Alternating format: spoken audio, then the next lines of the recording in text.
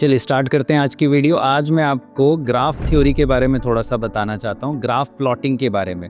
देखिए एक चैप्टर है आपके कोर्स में एरिया बाउंडेड, 12th क्लास में एरिया बाउंडेड। यहाँ से एक क्वेश्चन तो पक्का 5 मार्क्स का बोर्ड में आना है और एक क्वेश्चन तो जेई में मिनिमम आने ही आना है, एक मेंस में एक एडवांस में। तो वहाँ बहुत इंपॉर्टेंट रोल प्ले करता है कि ग्राफ कैसे बनाएं, है ना।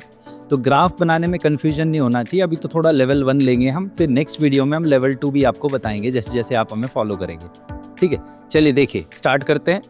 देखो आपको पता होना चाहिए, बेसिक आइडिया होना चाहिए आपके पास कि ये कर्व का स्ट्रक्चर देखकर, डिग्री देखकर कि भैया ये कर्व क्या बन सकता है, और फिर हम उसमें वैल्यूज डालकर पता लगाएंगे कि वो क्या बन रहा है और किस हिसाब से बन रहा है। चलिए देखते हैं। सबसे पहले मैं आपको एक चीज बताता हूँ कि x और y, हम डिग्री पर ज्यादा काम करेंगे कि डिग्री कितनी है।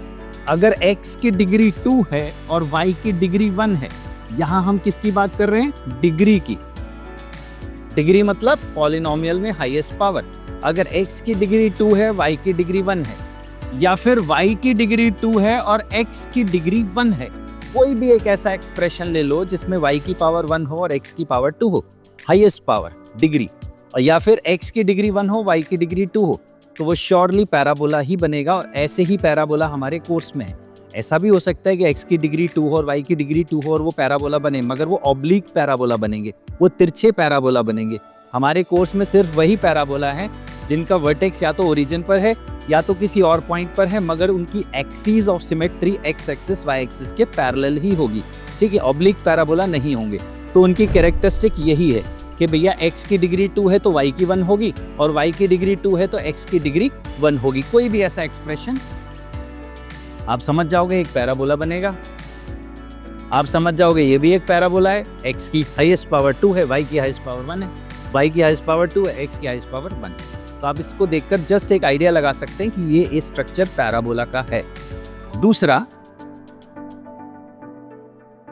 अगर दोनों की डिग्री 2 है, x की डिग्री भी 2 है और y की डिग्री भी 2 है, दोनों की डिग्री 2 है, और आपने देखा कि coefficients of x square equals to coefficient of y square, x square y square के कोफिशिएंट्स इक्वल आ रहे हैं, ठीक है। x स्क्वायर का कोफिशिएंट y स्क्वायर के कोफिशिएंट के बराबर है, तो भैया ये सर्कल बनाएगा। क्या बनाएगा? सर्कल बनाएगा, ठीक है। आजकल देखो धोखा भी किया जाता है, तो सर्कल और सेमी सर्कल भी देते हैं। तो आप जरा बात को समझना, अगर मैं ये लिखूं x square plus y square equals to 4, तो ये एक सर्कल है, ठीक है। मगर अगर मैं यहाँ से y की वैल्यू निकालूं तो देखो y की वैल्यू क्या आएगी, थोड़ा ध्यान लगाओ। y की वैल्यू क्या आएगी? देखो सिंपल है, एक्स स्क्वायर की टर्म उधर लेके राइट साइड में, तो y कितना आया? 4 minus x square square root, और क्या लगेगा? प्लस माइनस का साइन। अब देखो y की 2 वैल्यूज हैं, प्लस और माइनस। अब वो एग्जाम में क्या करते हैं, चालाकी से y इक्वल्स टू दिस ये दे देंगे।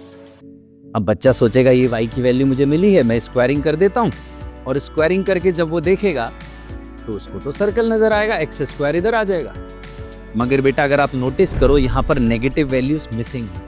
अगर सर्कल में से y निकालूं तो प्लस माइनस आता है, मगर इसने माइनस की वैल्यू तो दी ही नहीं है, ठीक है। स्क्वायर रूट फंक्शन है, स्क्वायर रूट फंक्शन का जो रेंज है वो पॉजिटिव नंबर होते हैं, यानी y की वैल्यू नेगेटिव हो नहीं सकती। तो सर्कल कैसे हुआ? ठीक, ये वाला सर्कल अगर हम ड्रॉ करेंगे तो इसका सेंटर ओरिजिन पे आएगा और इसका रेडियस 2 होगा, ठीक। मगर अगर मैं इसे ड्रॉ करूं, y की वैल्यू क्योंकि पॉजिटिव रखनी है, तो ये ऐसे बनेगा। तो ये सेमी सर्कल है, ना कि कंप्लीट सर्कल। तो ध्यान रखिएगा, जब भी वो स्क्वायर रूट की फॉर्म में देगा और एक साइन देगा प्लस या माइनस, तो समझना वो आधा सर्कल है। पॉजिटिव है तो ऊपर वाला हाफ, नेगेटिव है तो नीचे वाला हाफ। पूरा सर्कल होता तो इस फॉर्म में देता, स्क्वायर रूट की फॉर्म में नहीं देता। ऐसी पैराबोला के लिए अगर उसने स्क्वायर रूट में दे दिया तो हाफ पैराबोला बनेगा, वो पूरा पैराबोला नहीं बनेगा। तीसरा, इलिप्स। अगर मैं x और y की डिग्री की बात करूं, दोनों की डिग्री यहाँ भी 2 है, सर्कल में भी डिग्री 2 थी, यहाँ भी 2 है, मगर यहाँ पर क्या है कि कोफिशिएंट्स बराबर नहीं है। Coefficient of x square not equals to coefficient of y square. तो बेटा आप इससे समझ जाओगे कि ये एक इलिप्टिकल शेप बनने वाली है, और स्टैंडर्ड इक्वेशन इलिप्स की ये होती है, a और b इक्वल नहीं होते, या तो a बड़ा होगा b से या तो b बड़ा होगा a से, ठीक है। तो ये बेसिक बात मैं बता रहा हूँ कि कैसे आपको सिर्फ देखकर पता लगाना है कि ये इलिप्स है, सर्कल है, पैराबोला है। स्ट्रेट लाइन के बारे में तो आप जानते ही हो, यही हमारे कोर्स में है। दूसरा है अगर डिग्री दोनों की क्या है, डिग्री 1 1 है तो क्या बनेगी, स्ट्रेट लाइन।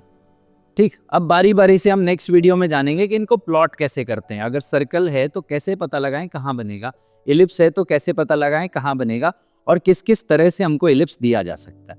चलिए मिलते हैं आपसे नेक्स्ट वीडियो में, तो एक छोटी सी बात आपकी हेल्प कर देगी।